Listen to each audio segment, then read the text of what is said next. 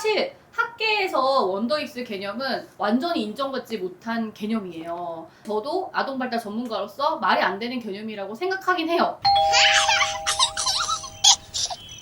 네, 안녕하세요. 청아입니다. 여러분, 원더익스 다 알고 계시죠? 원더익스 얼마나 많이 찾아보세요? 원더익스의 개념은 아이가 성장하면서 신체적으로, 정신적으로 급성장하는 그 도약의 시기를 의미하고요. 이 원더익스를 만든 이 교수에 따르면 20개월 동안 총 10번의 원더익스를 거친다고 설명을 하고 있습니다. 그래서 이번 주에 원더익스구나 이렇게 하고 마음의 준비를 하기도 하고, 그래서 몇 주 원더익스, 몇 개월 원더익스 이렇게 검색 정말 많이 하실 거예요. 원더익스의 역할이 있다고 하면 딱 거기까지입니다. 근데 더 나아가서 이번 주에 원더익스라는데 우리 아이 이번 주 왜 이렇게 평안하지? 우리 아이는 지금 급성장을 안 하고 있는 건가? 이렇게 걱정할 필요는 전혀 없습니다. 네, 그 이유를 알려드릴게요.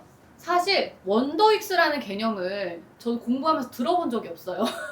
그리고 저희 아이 육아할 때만 해도 오래전이긴 한데 그때 막 원더익스에 대한 개념이 나오기 시작했고, 지금까지도 많은 양육자들이 원더익스라는 개념을 많이 알고 있더라고요. 사실 학계에서 원더익스 개념은 완전히 인정받지 못한 개념이에요. 원더익스라는 개념을 개발한 그 교수님이 지금은 학계에 퇴출당했거든요. 교수직도 잘렸어요. 근데 그 이유가 뭐냐면 그 원더익스 개념을 개발을 한 그 교수님의 지도 학생 있잖아요. 박사 과정 학생이 원더익스가 근거가 개뿔 없다. 그거를 이제 논문으로 썼어요. 그래서 그거를 게재하려고 하는데 그 교수가 이 박사 과정 학생의 논문이 게재되는 걸 막은 거예요. 그래서 이걸 막다가 결국에는 이제 학교 잘리고 학교에서 퇴출되는 그런 일도 있었습니다. 그럴 정도로 원더익스의 개념은 사실은 학계에서 인정받지 못한 개념이면서 저도 아동발달 전문가로서 말이 안 되는 개념이라고 생각하긴 해요. 왜냐면 우리 아이들이 20개월 동안 10번의 도약을 하는데 그 도약의 기간이 다 비슷한 시기에 나타난다는 것 자체가 발달을 좀 아는 사람이라면 말도 안 된다는 얘기가 바로 나올 거예요. 왜냐면 우리 아이들은 얼마나 많은 개인차가 있냐면요. 예를 들면 같은 개월수라 하더라도, 같은 주수의 아이들이라 하더라도 어떤 아이는 대근육이 빠른데 소근육이 늦고, 어떤 아이는 인지가 빠르지만 토근육이 늦고, 너무너무 많은 개인차가 있습니다. 그래서 발달 영역의 개인차도 있고, 그다음 기질에 따른 영향도 분명히 있어요. 뭐 예를 들면 걸음마라든지 뒤집기, 되짚기에 조금 더 신중을 기하느라 발달의 속도가 느려 보이는 것 같기도 하고요. 그렇게 아이들마다 개인차와 기질차가 있기 때문에 모든 아이들이 비슷한 시기에 급성장기를 겪는다는 이 개념은 사실은 말이 안 되는 개념이긴 합니다. 하지만 이 원더익스가 의미 있다고 하면 저는 그거 같아요. 양육자들이 이번 주 원더익스네? 그래, 나 이번 주 좀 육아 빡셀 거야 하고 마음의 위안을 얻는 거. 이번 주 원더익스라서 내가 이렇게 좀 힘들구나, 곧 지나가겠지 하고 마음의 위안을 얻는 거. 저는 이런 역할로 원더익스를 사용한다고 하면 괜찮을 것 같아요. 하지만 우리 아이는 왜 지금 급성장을 안 하고 있는 거지? 왜 우리 아이는 이번 주에 고치고 있지 않지? 하고 걱정한다면 원더익스의 개념을 무시해 주셔도 좋을 것 같습니다. 사실 이런 속설이라든지 아니면 육아에 대한 정보들이 넘쳐나요. 그래서 제가 아이를 낳았을 때도 그렇고 지금도 그렇고 육아와 관련된 정보가 너무 많은 시대입니다.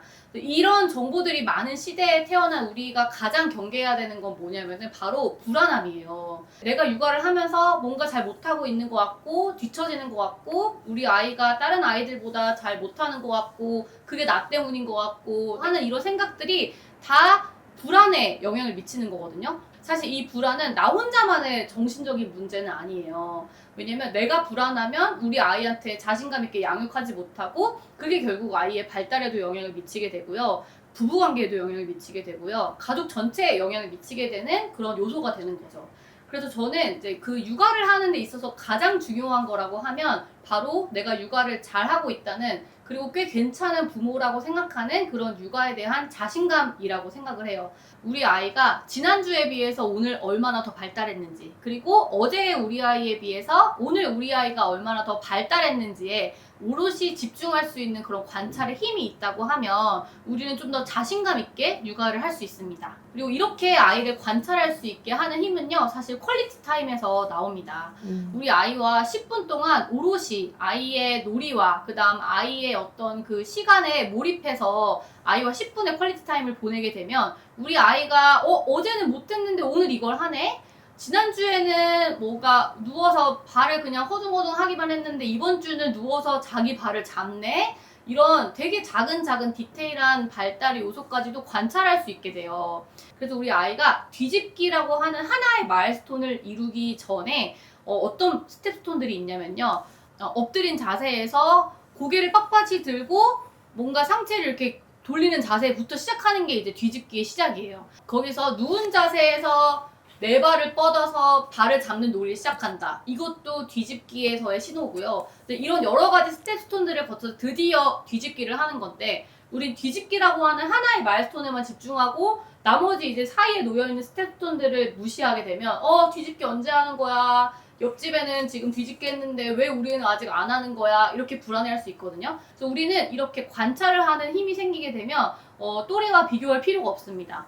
그러면 우리 아이의 어제와 오늘을 비교하면서 지금 우리 아이가 자기 속도대로 맞춰서 잘 크고 있구나를 인지할 수 있게 되거든요. 이게 바로 우리가 양육자로서 자신감을 가지는 그 근거가 돼야 됩니다. 그래서 퀄리티 타임이 중요합니다. 또 한 가지 중요한 것이 있는데요. 우리 아이가 평소와는 다르게 울고 보채.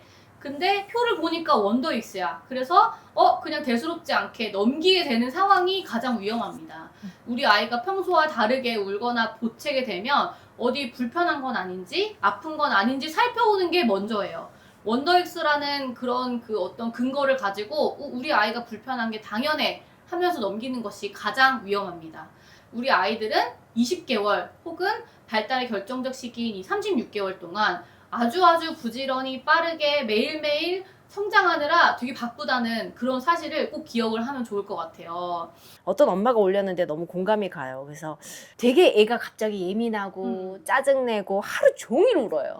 그래서 안고 있어야 되는 거야, 하루 종일. 네. 그럼 엄마는 미쳐버리잖아요. 네. 화장실도 가야 되고 집안일도 좀 맞아요. 해야 되고 애 젖병도 씻어야 되는데 애가 계속 오니까 네. 병원 가면 이상은 없다 그러고. 이때 이 엄마는 어떤 태도, 어떤 멘탈을 좀 갖고 네. 이 상황을 좀 극복해야 되는지. 네. 그런 아이의 도약의 시기를 내가 인정하는 거예요. 우리 아이가 진짜로 빨리 자라느라 너무 힘들구나. 우리 아이가 급성장하느라 정말 어려운 시기를 보내고 있구나를 인지하고 좀 더 안아줘야죠. 네. 왜냐면 그 시기를 지나면 우리 아이는 또 크니까요. 그래서 그렇게 급성장하는 시기에 있는 아이에게 더 중요한 건 지금 우리 아이가 내 애정과 내 사랑이 좀 더 필요한 시기구나 하고 알고 그 다음에 한 번 더 안아주고 한 번 더 이렇게 다독여줘야 되는 그런 마음을 갖는 게 훨씬 중요할 것 같아요. 그래서 이 뇌발달 그래프를 보면 생후 3년 동안 우리 성인의 뇌에 발달하는 거에 85%가 이 처음 3년에 발달을 하거든요. 그래서 그 마리아 몬테소리 여사 아시죠? 몬테소리 개발한 그 몬테소리 여사가 이 생후 3년에 아이들이 발달하는 거를 성인의 능력으로 이루려고 하면 80년은 걸릴 것이다 이렇게 말을 했어요. 그 정도로 이 생후 3년에 이루는 발달이 어마어마하게 많은 발달들이고 특히 생후 1년에는 이렇게 정말 그래프상으로 보면 수직 상승해요. 그러니까 우리가 막 어른들이 아유 하루가 다르게 크네 이렇게 얘기하는 걸 진짜 실감을 하는 시기잖아요. 근데 그 정도로 빠르게 성장하는 시기이기 때문에 도약기가 당연히 있을 수밖에 없고요. 양육자한테도 너무너무 힘든 시기가 분명히 맞고요. 우리 아이들을 더 많이 안아주면서 동시에 우리 스스로도 좀 토닥토닥 많이 해줘야 될 것 같아요. 원더익스에서 말하는 것도 그렇고 발달의 특성도 그렇고 아이들이 언젠간 성장을 하기 때문에 그 시기가 시간이 지나면 괜찮아진다. 불안한 부모를 위한 육아 지킴이 허청아입니다.